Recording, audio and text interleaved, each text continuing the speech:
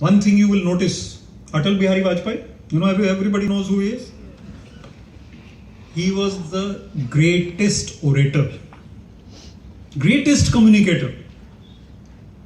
When he used to speak in parliament, he used to pause. Tez bolte, suddenly he would stop. So everybody's looking at him that, is it over now, time to clap or what? You don't know. Everybody's uncomfortable, right? He would pause for a long time and suddenly he will start again. Because that used to give more impact. People are looking at him and what is he going to say now? He says it. So the art of the pause in communication is also important. Now I paused, I'm looking at you. I'm trying to. I speak a little too fast according to my liking. But if I pause a little more, I'll be a better communicator. Keep on improving your communication. Firmness and decisiveness. Last 2 points there. What is firmness? It means you are able to get your message across firmly without losing a temper. Say to your subordinate, tomorrow 5 o'clock, I want this report. He will understand the importance of it.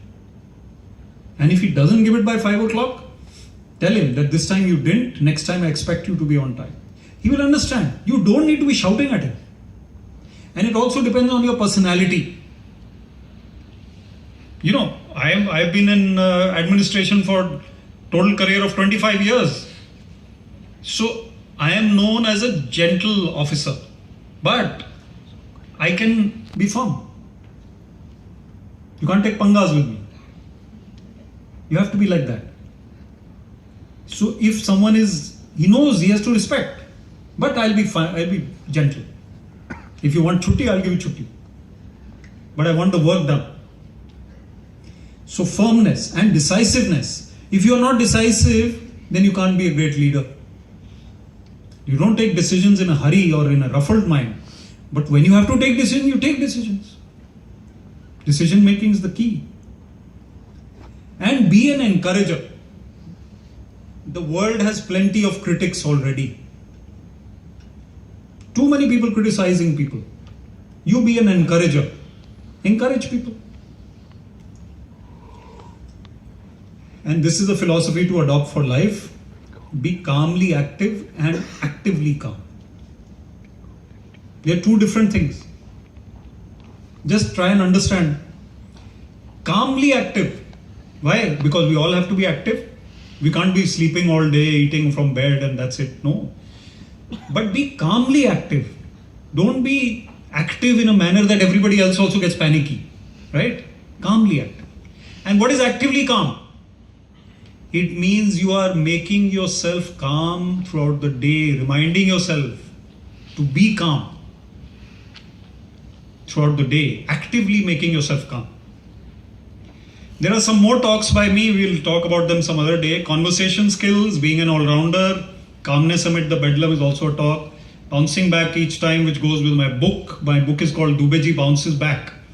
And the other book is called Move On Bunny. I've written 2 novels. I'm writing my 3rd novel these days. So these 2 novels are about bouncing back, cheerfulness, young men on the move, how they move, their stories. So bouncing back each time, tackling the media. This is for professionals, organizations who have to deal with the media. Media can misreport at times, so getting a balanced report. Time management, people ask me, how do you do this? You are an officer, you do so much writing, you do work, you do this, that, how do you do it? So time management is the key. Being a path breaker, the art of being humorous, confident public speaking, the funny side of government. There's a lot of humor in government. There's no time for jokes right now, next time I'll do that. The magic of cinema and the glory of sport. I'll be very happy if you mail me at this email ID for any queries that you have. I have often found that when I go to such colleges or universities, that there are people who are undecided about life, who want to take some decision, they want some advice, or they want to be writers, they want to be IAS officers, they want to be sportsmen, they want to be this, that, but they're not confident enough. Sometimes they're shy to ask questions here, so you can email me, I'll be very happy. If you do, I do get such mails and I do respond to them.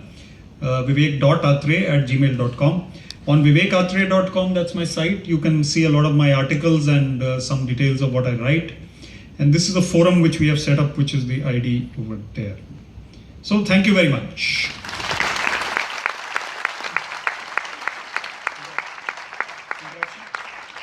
So if you have questions, I think for about 5-10 minutes we can take questions and then we can close.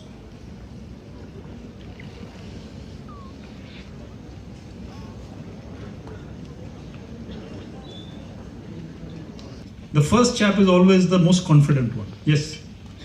Hello sir, my name is Preet and I am from MBA. Yes. I would like to ask you that don't leaders have big egos and elephant teeth? How do they manage in their adversity? Egos and? Big elephant teeth. Like they keep distance from people. How do they manage in adversity? Okay. Sit down please. See what happens. Adversity comes in every situation. In every organization. Every day there will be some adversity. Little or big. Sometimes the company or the organization may be in a major adversity or crisis. Suddenly people are resigning. Let's say there's one employee who is disgruntled, who is against the organization. He provokes everybody else to resign. Supposing 10 people resign and go. So you're in a crisis. So when adversity comes, there will be two types of reactions. One will be panicky, negative, that this, how can we allow this to happen? Egocentric. You know, my ego is hurt. How did he do this? I'm going to see him, fire him, this, that. So if you concentrate your energies on that, then you're not constructive. Your organization will continue to suffer. When something is a fait accompli, it has already happened, then what should be done? You should focus on repairing the situation, improving the situation, get new people, talk to those 10 people, maybe 5 of them will take back their resignations. So ego is something which obstructs the solution. Actually, if you look at life, ego is our greatest enemy. Ego is what? What is ego? Ego is the self. Ego is us. So when Edmund Hillary is the one who conquered Mount Everest, Edmund Hillary, Tenzing Norgay, you heard, no? Yes, sir. So what did Edmund Hillary say when he conquered Mount Everest? He didn't say I conquered Mount Everest. He said I conquered myself. Why? Because we have fears and inhibitions in us.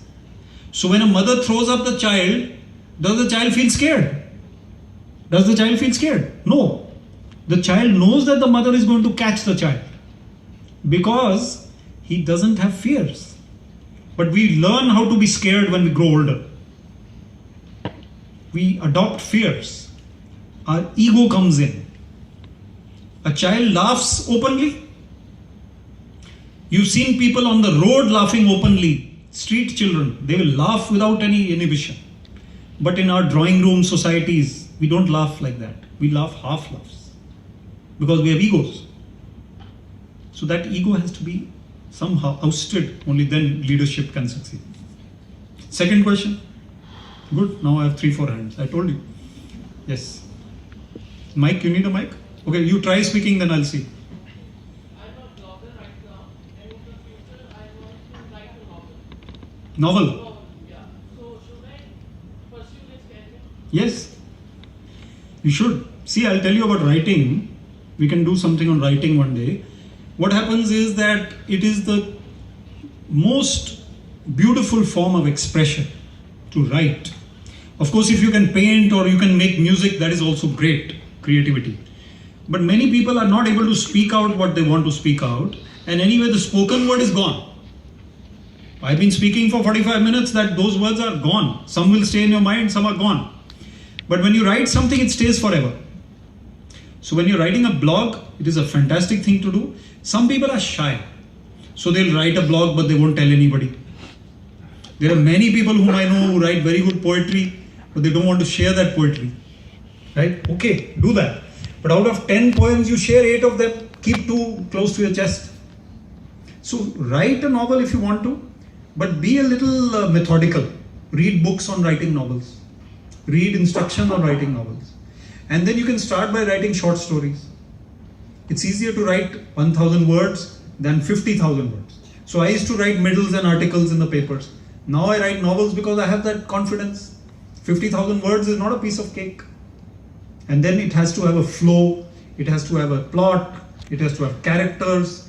And you can't say on page 20 the name of the person was Alicia and then it becomes Nimisha. You can't do that. So you have to be methodical. And if you want to write a novel, you can definitely do so. If you want to write something and send it to me to have a check, I'll be happy. I'll be sending you the address of my blog. Please do that. One more hand was there, last one, maybe we can. Yeah. Good afternoon, sir. Okay. First of all, thank you, sir, for this great speech. So my question is, to be an influential person, should we always be serious type and, or we should be like a humorous person? I mean, if we became friendly to everyone and we crack jokes and laugh at them, and we became friendly to them, I have seen that people become so friendly they not influenced by us, and I want to ask this. If you become too friendly, then they're not influenced. That's what you're saying. Also. Okay, I've understood your question. See, the key word, one of the key words which I didn't mention today, which I maybe should have, is balance. Balance. You're walking on your 2 feet, you are balanced, right? Only then you are able to walk. By the way, the art of walking is one of the greatest developments in the history of the world, when human beings started walking on their 2 feet, because they had balance. Being too cheerful and humorous vis-a-vis being serious, again you have to maintain a balance. So you should not be perceived as non-serious. So supposing you have friends, making friends is also an art. Being popular is a good thing. Nothing negative in that. But to be taken lightly, that this guy, he keeps having fun. He's like very cheerful, very, very humorous, but not serious about anything. That's not a good impression to have. So the impression has to be balanced, that you are serious about your work or your studies or whatever you want to do in life, but you are somebody who's cheerful and positive in nature and cracks jokes fine, knows when to be humorous, when not to be humorous. That is also something, no? The art of an audience. Now you are 500 people. If you clap at the wrong time, then I will feel, why are you clapping now? Or if you laugh at the wrong time, I didn't mean you to laugh there, then I'm not being successful and you are laughing. So you have to be balanced between the two. That's it. One more? Yeah. Good afternoon, everyone. I can hear you. Yeah. Good afternoon, guys. So my name is Sandeep Singh. I am from Chandigarh. So my question is, what is a teacher? That's your question? Okay. Sit down, please. If you'd asked me what is a leader, I would have been better off. I'll go 3 points. Number 1, a teacher is one who teaches and instructs. That's fine.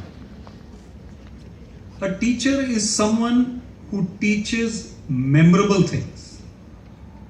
Memorable. Now what is memorable? Not that something you memorized. I remember in school, I was telling Anuj, I think you came with me in the car, that I remember a time when I was in class 9 and the principal or the teacher came and said, I've got it. The principal or the teacher said to me, for one little thing I answered some question. He said, good boy. Now I remember that till today when I was in class 9. Why? Because he was a great teacher. Because he knew when to encourage me. He knew when to be firm again. But he was a great teacher because he made these memorable moments for me.